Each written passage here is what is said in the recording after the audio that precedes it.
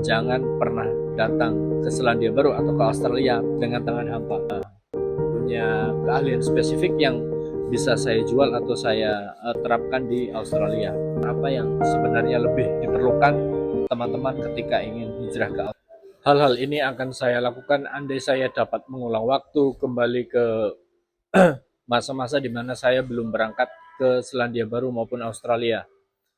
Jadi eh, apa tema ini saya angkat karena saya merasa teman-teman perlu tahu bahwasanya ketika berangkat ke Selandia Baru untuk merantau ataupun ke Australia, sebenarnya ada hal yang perlu teman-teman persiapkan sebagai bekal sebelum akhirnya memutuskan berangkat dan terlanjur tiba di sini. Saya ingin berbagi sedikit pengalaman saya pribadi. Satu penyesalan yang membuat saya itu berharap andai waktu bisa saya ulang, saya ingin melakukan hal ini. Baik, saya mulai. Assalamualaikum warahmatullahi wabarakatuh. Saya bin Mas'ud, saya warga Indonesia yang tinggal dan bekerja di Selandia Baru. Pagi ini hari Minggu tanggal 15 Desember 2025, saya sedang berada di McDonald setelah sholat subuh berjamaah tadi di masjid. Ini adalah saluran atau channel yang tidak menawarkan mimpi-mimpi eh, kepada teman-teman untuk menjadi jutawan dengan bekerja di luar negeri. Namun saya menawarkan realita, kenyataan yang akan teman-teman hadapi ketika memiliki mimpi bekerja di Selandia Baru maupun Australia. Jadi kita balik ke tema, apa yang saya sesali dan andai waktu bisa saya ulang, apa yang akan saya lakukan. Kira-kira apa teman-teman? Jadi ketika saya datang ke Australia pada 2018 silam, saya datang sebagai imigran kasar. Saya tidak memiliki keterampilan tertentu, saya tidak punya keahlian spesifik yang bisa saya jual atau saya terapkan di Australia. Dan itu salah satu penyesalan terbesar saya.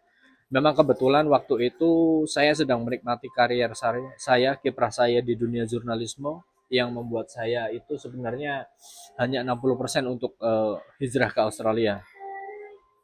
Namun setelah berjalannya waktu, kesadaran itu semakin tumbuh dan pengalaman melihat eh, peluang yang sangat-sangat terbuka bagi orang Indonesia itu, saya sampai pada kesimpulan andai saja waktu saya ulang, saya ingin datang ke Australia dengan membawa keterampilan tertentu. Dan ini saya tekankan kepada kawan-kawan, jangan pernah datang ke Selandia Baru atau ke Australia dengan tangan hampa.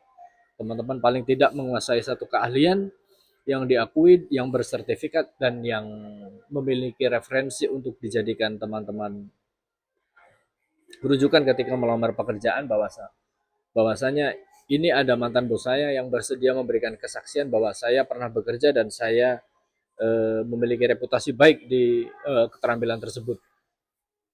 Mengapa saya mengatakan reputasi baik? Karena di Australia dan di Selandia Baru yang dihargai ya yang tidak hanya sekedar terampil, tidak hanya sekedar mengetahui suatu pekerjaan tertentu, namun memang teman-teman itu lebih disukai ketika berpengalaman dan memiliki catatan yang bagus. Alhamdulillah saya berkesempatan bekerja di penyembelihan halal di Australia. Meskipun tidak lama namun bisa menjadikan nilai jual saya naik ketika saya melamar pekerjaan di Selandia Baru.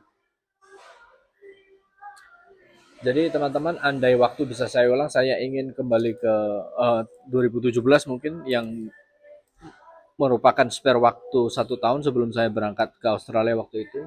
Saya ingin menekuni beberapa keterampilan sekaligus. Jadi tidak hanya satu. Mungkin saya akan mengambil sertifikasi sembelih halal. Mungkin saya akan mengambil sertifikasi las. Mungkin saya akan mengambil sertifikasi pasang keramik yang sebenarnya di Australia itu sangat-sangat dibutuhkan. Eh, Tukang batu, bengkel, bahkan kebetulan saya juga sebenarnya menyukai otomotif. Ke depan penyesalan itu saya harap saya kubur dengan keteguhan hati untuk bertahan di dunia industri halal ini. industri sembelih halal. Saya ingin agak lama di sini sampai kemudian saya memiliki pengalaman yang cukup diakui dan saya ingin maju ke jenjang berikutnya. Mungkin saya akan menjadi supervisor, mungkin saya akan menjadi penyelia halal atau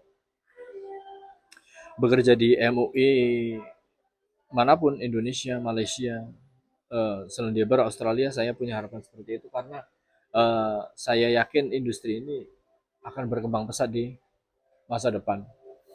Jadi itulah penyesalan saya. Andai waktu bisa saya ulang, saya ingin kembali ke masa di mana saya sedang mempersiapkan diri menuju Australia dan saya akan membawa sertifikat pengalaman keterampilan saya ke Australia. Jadi saya akan berusaha betul menjadi seorang profesional, tidak hanya sekedar working holiday, liburan sambil bekerja, namun saya bekerja sambil mengasah diri selama saya di Australia. Jadi teman-teman mungkin bisa berkaca dari pengalaman saya. Silakan teman-teman persiapkan keterampilan teman-teman apa agar nanti di tanah rantau tidak gelagapan, tidak kebingungan mencari pekerjaan, namun sudah mantap, sudah settle, tinggal fondasinya sudah ada, tinggal membangun karir yang teman-teman ingin capai. Itu saja, terima kasih. Kita akan berjumpa di video-video saya selanjutnya. Ini adalah video pendek yang sebenarnya penting nggak penting, tapi menurut saya tetap penting karena teman-teman perlu tahu kira-kira hal mendasar apa yang sebenarnya lebih diperlukan teman-teman ketika ingin hijrah ke Australia atau Selandia Baru. Jadi bukan hanya sekedar bagaimana caranya, tapi saya sudah punya apa. Itu mungkin kelanjutan dari video saya yang sebelumnya bahwa ketahui dulu apa potensi teman-teman itu sebelum memutuskan untuk pindah ke Australia atau Selandia Baru. Terima kasih. Assalamualaikum warahmatullahi wabarakatuh.